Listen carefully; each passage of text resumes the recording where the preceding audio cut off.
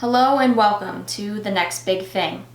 Usually on this show we discuss entertainment news, but this week I feel it is more important that we turn our attention to the current news and current events in this country. It is an incredibly difficult time, and I think it is very important that we take this time to educate ourselves on the systemic issues in the United States and the world. Today I will be bringing on Malick Mercier, he's been on the show before, to discuss the situation and help us gain a better understanding of it.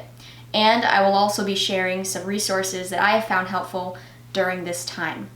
I encourage everybody to post resources that you have found in the comments below, or you can feel free to message me directly and I can share them on my story if you are comfortable with that. Now, let's get started.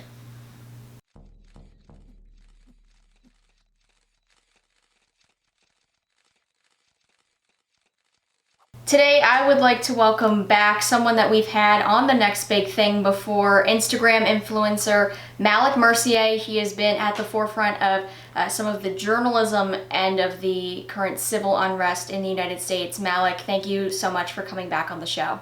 Thank you for having me. It's such an important time. So let's begin with some of the content that you've been sharing with your followers.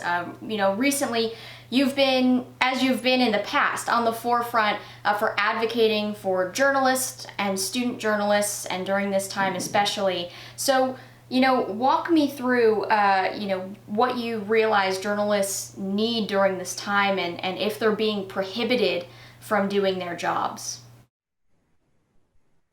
Yeah, I remember, I think one of the first nights of all the protesting that had begun, the president had tweeted out, when the looting starts, the shooting starts, which actually, is something from Miami police chief back when the civil rights movement was going on. And he, Walter Headley was known as like the segregationist potentially and trying to stop protesters from expressing their feelings, which is a right that people have. And so I went to bed with that, and then I woke up saying, I hope no one's been shot because of, what the president had tweeted.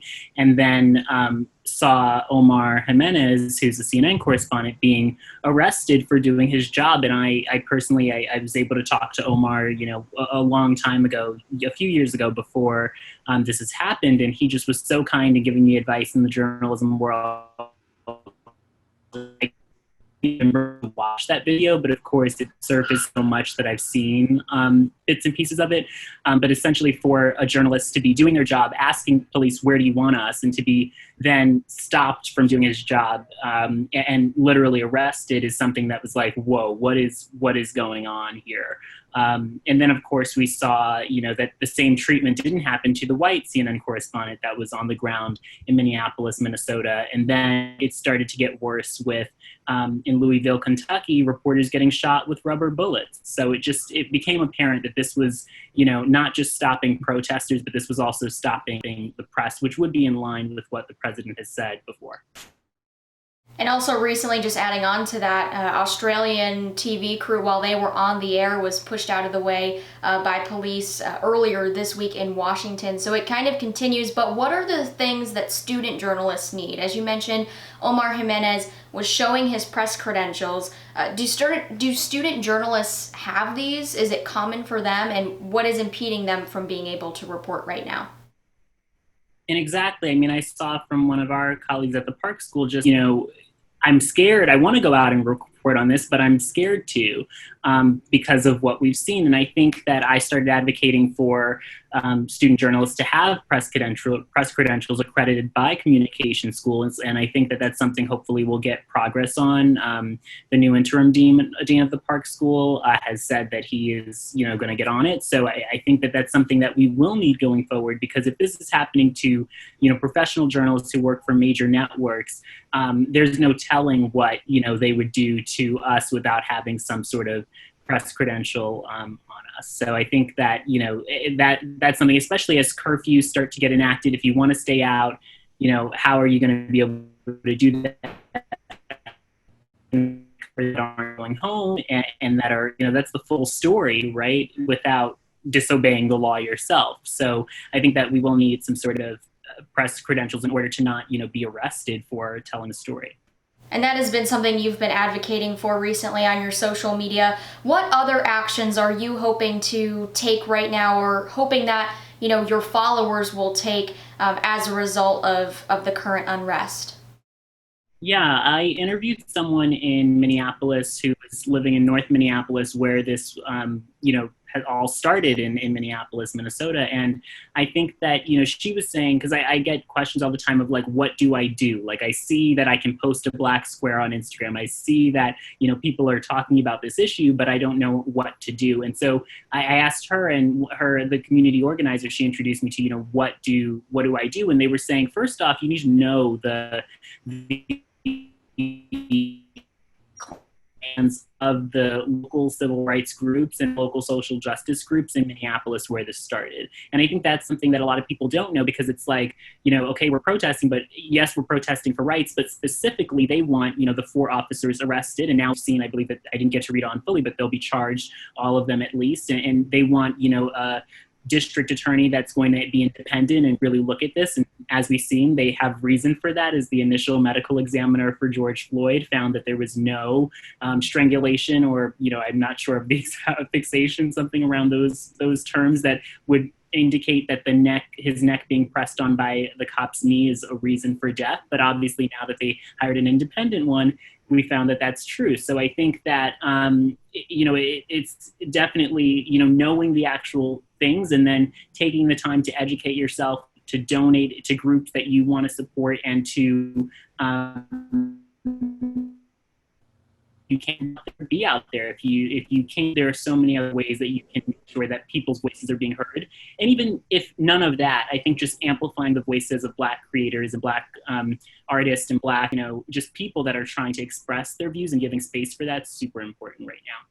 Those are some easy steps that everyone can take, and we'll be providing a few more resources later in the show. With the death of George Floyd and the protests that have followed, what are steps that we can take as journalists to make sure we are sharing these stories and getting that content out there to make sure we're doing our job as journalists? Yeah, I mean, I think I've seen so many posts during this time of, oh, the media is not going to show you this. I think even LeBron James had tweeted, the media is not showing you this, when literally the media is how he found it, and the media is why he tweeted it. So I think that there is this distrust between the public and the media, and we've seen even protesters get really mad at Fox News crews. We've seen protesters be also violent with the press, and so it's definitely something. I think telling the whole story is really important, and showing how you're news gathering, how you're putting together the story is also important if you can. I feel like in a time like this it's really hard, but using social media to show behind the scenes of what you're doing as you're out there reporting on TV or writing an article, I feel like it's super important to actually show people, to make sure that we're the ones people are learning from, versus, because I think that's what's happening too, is people are saying, oh, the media is not going to show you this, so I'm going to show it to you. And I think that can get lost, because you don't want just activists showing information, because it's not going to do all the sides, right? And so like that, doing that, and then also being there for the people, I feel like is something that journalists could do more of, and not being on the side of protecting the police, especially since the police aren't even protecting us at this point. So I think that it's important to say, journalists is to keep an eye on the government, to keep an eye on the police and the people, for the people rather, that need, their voices amplified. As we both learned in Introduction to Journalism with Professor Loop, we serve as that fourth estate. So it is incredibly important, especially right now, to do so. Switching gears a little bit, you are based in New York City. So from your perspective, what have you seen in your area during this time? Yeah, I'm in Brooklyn, and so it's so weird this time because of the coronavirus, and so it's so cases are going to spike because of all the protests. I mean, especially in the epicenter, I don't think we were, one of the first to be out there protesting, but, it's definitely, was concerning of, do I go out there? And then also the concern of, if I'm showing people's faces, is that not helpful? All of these things that I'm thinking about to be safe for myself, especially with all the violence that has been happening at some of the protests. And then to just not bring home corona and expose my family. So that's been something of concern. So I'm thinking of all of these things and figuring out how to tell the story in the best way. And I hope to get out there really soon. But I did see, first off, in the Bronx, there's been a lot of looting that hasn't even really been, I don't think, protesters. These are just people who are coming potentially even from outside of New York City to the Bronx and different areas and looting there with that. But then closer to me in Brooklyn, I know that was looted late at night. And then they've started to board up the mall near me, and all of the stores pretty much are boarded up, from Skechers to TJ Maxx, just pretty much everything. So even though we haven't really seen much here in my area exactly, so it's definitely something that everyone's sort of, I think, concerned about, that they could be looted or damage their property in some way. And just, to wrap up your final thoughts here, what is some advice for this country, this world, as we navigate this problem? Yeah, I feel like that's such a big question. I think that, listening is something that's super important. And beyond listening, when you get called out for something, or when someone corrects you, because I had to correct 2 people, one being journalist during this time, and to get no response, or there's at some point nothing to say if you haven't been sharing this story as a journalist. I don't know what you even respond, but I think listening and then saying, okay, I screwed up, I'm going to now fix this by sharing and amplifying Black voices, by telling the story, by helping my community understand this current moment, by and you don't even have to be a journalist to do that. I think everyone has followers. Everyone, especially I think in predominantly white communities, you have a follow base of people who may not understand this issue. And so if you can be that person that's sharing it, especially if someone else calls you out, I don't think calling out has to be a bad thing. I think it just has to be that you listen, and then you say, how can I fix this, right? I think that's something that Black people want to have that conversation right now. And so I feel like there's no better time to be talking about that than right now. Educating the community is so important, and all of us can be truly considered journalists if you have social media. So you're exactly correct. Just sharing that information and amplifying those voices. Malick, thank you so much for coming back on The Next Big Thing today to talk about this very important topic. Thank you. Congratulations on the show. It's doing so well. It's a pretty big thing in my book. Thanks, Malick. I really appreciate Malick coming on the show today to give us perspective on what is happening in the biggest city in this country, as well as the journalistic perspective and how all of us as social media users can push content forward to create change. As we discussed, resources and education are extremely critical during this time.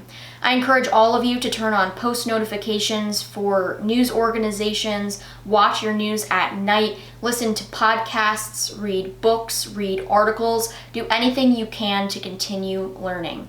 Have conversations with your peers and decrease the divide. One resource that I will recommend is this book, How to Be an Anti-Racist by Dr. Ibram X. Kendi. I was actually assigned this book a few days before George Floyd's death for school, and its importance continues to increase every single day.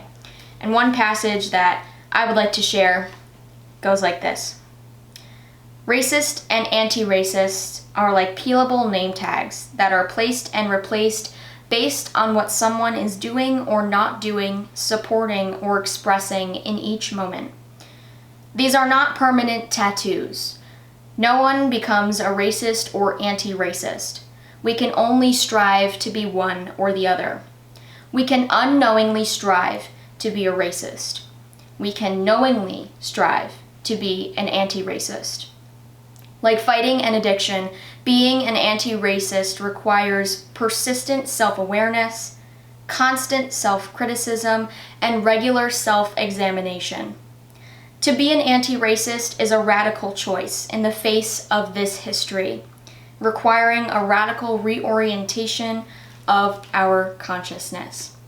Now, this book is just one resource that I recommend everybody reads at this time, but there are so many other resources out there. So if you have something that has been helping you or teaching you something, please put it in the comment section below, or feel free to message me directly and I will share them on my Instagram story. As we wrap up, I wanted to share the ideas of a former classmate of mine.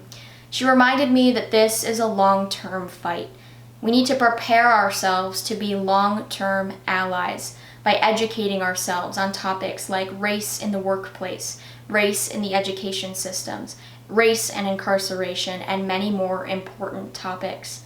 This extends beyond police brutality and into the systemic issues that divide this country.